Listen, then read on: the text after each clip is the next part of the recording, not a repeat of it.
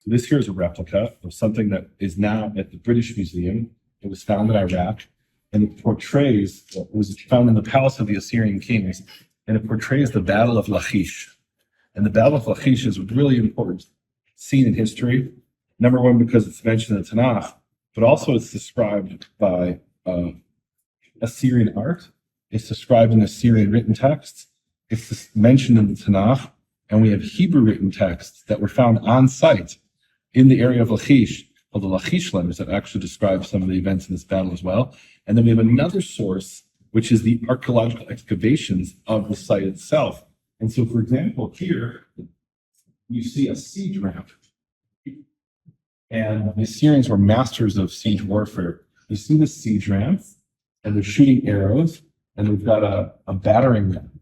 And when they excavated, they found giant arrows, and they found the siege ramp. They actually found an archaeological excavation, the siege ramp, that's described in all these different sources.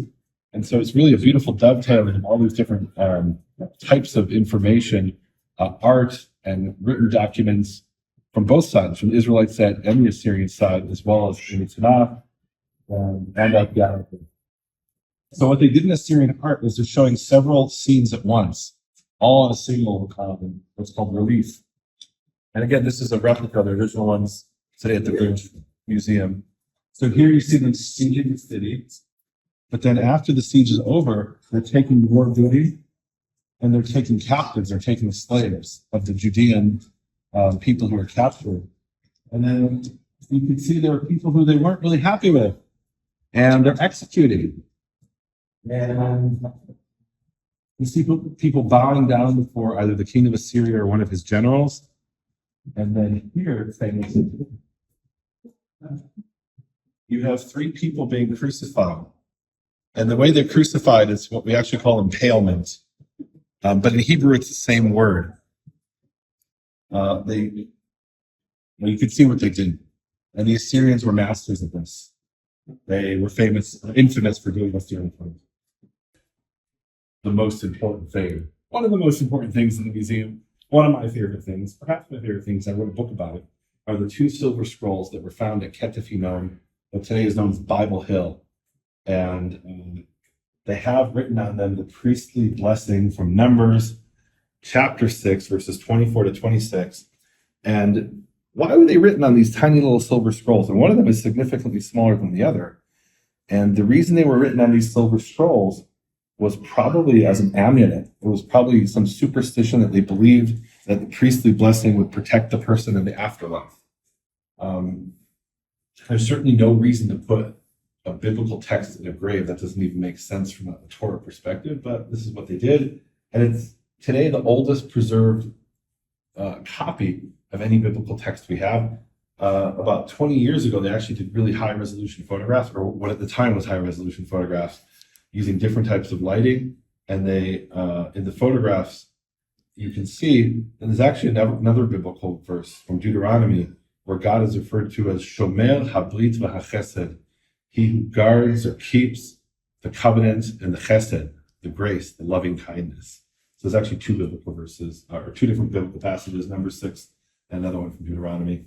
Here is a recreation. This is not the actual tomb, but this is a recreation of what the tomb looked like where they found the silver scrolls. And just among all this rubble, right, they had bodies laid out, and then they had all kinds of pieces of pottery and lamps. And then among that, they had these two tiny scrolls that one of them was found by the archaeologists directly, and the other they only found because they sifted through everything. They did, which is more common today, but back then it was pretty rare in the 80s. They sifted through everything and they found this tiny little scroll. Look how small it is. It's under a magnifying glass. Now come around to the side and see how small it is. I'll show my hand for comparison. It's tiny. Here we have a really important inscription. And this was found in a place in Israel called Beit Loya. And you can see here in Paleo Hebrew, it says, Yud Shin Lamed Mem Yerushalayim, Jerusalem. It's the oldest reference to Jerusalem outside the Tanakh. And, well, I should say in Hebrew, there's earlier references to Jerusalem in non-Hebrew sources, in Assyrian sources and Akkadian sources. according to some archaeologists or paleographers, here's what it says. Yehovah Elohei kol haaretz, Yehovah, the God of all the earth. Harei Yehuda lo, the mountains of Judah belong to him. Elohei Yerushalayim, to the God of Jerusalem. Now, why do I say according to some archaeologists and paleographers? Because this is written on chalkstone. And chalkstone, I could rub it with my finger and create a new little line that would scratch it. And so it's hard to know what here is actually part of the writing and what is just a little scratch in the stone. And you can see that Yerushalayim, Yud Resh Shin Lamed Mem, are much whiter and deeper than all the words around it. I'm quite sure this is a replica, and that was done by the people who created the replica. In the original, I believe it says Yerushalayim, but a lot of the other words are not entirely clear what they say. Most important things in the museum, I know I've said that before, but here is a section on early Hebrew writing. Let's go in.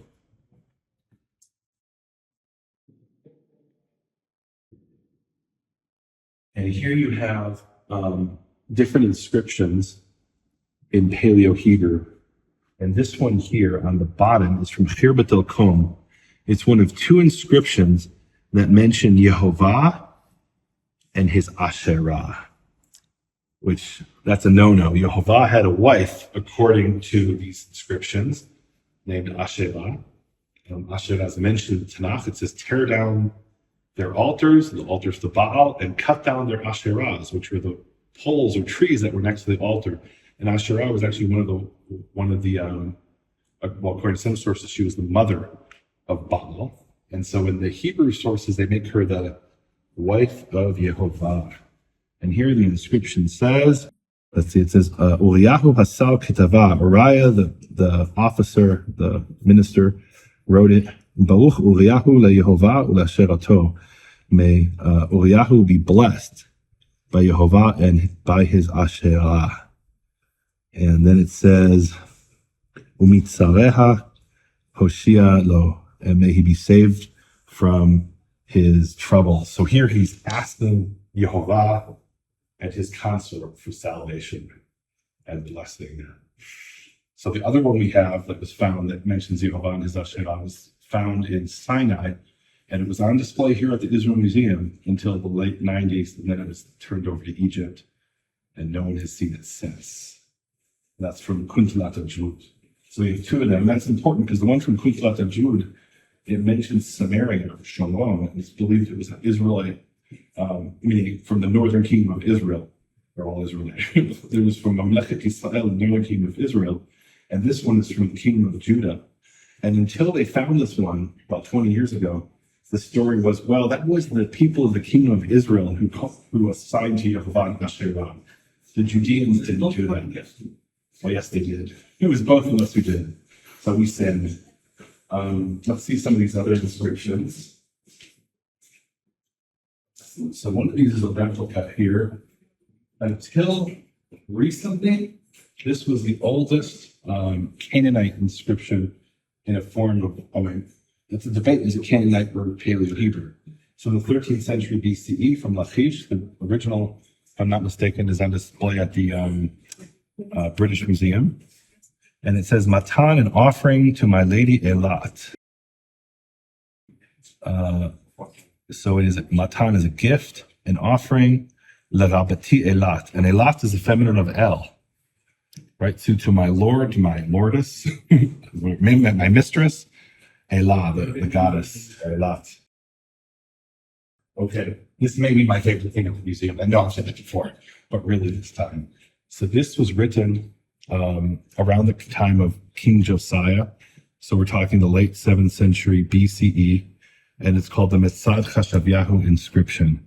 And it was written by a man who was very poor. And he's writing this as an appeal to a judge. He says, I had this debt and I was harvesting. And he says, I was harvesting and putting away my crop in the barn before Shabbat. And this man came and took away my garment. And he says to the judge, I didn't do anything wrong and I have nothing else to sleep with. Please have him return my garment. So first of all, it's the first reference to Shabbat outside the Tanakh. And number two, it describes what we see in Exodus and Deuteronomy, that if you take a pledge from somebody and they can't afford, they only have another garment. You can't repossess that pledge because they need it. You can't take away something that somebody needs if they're desperately poor.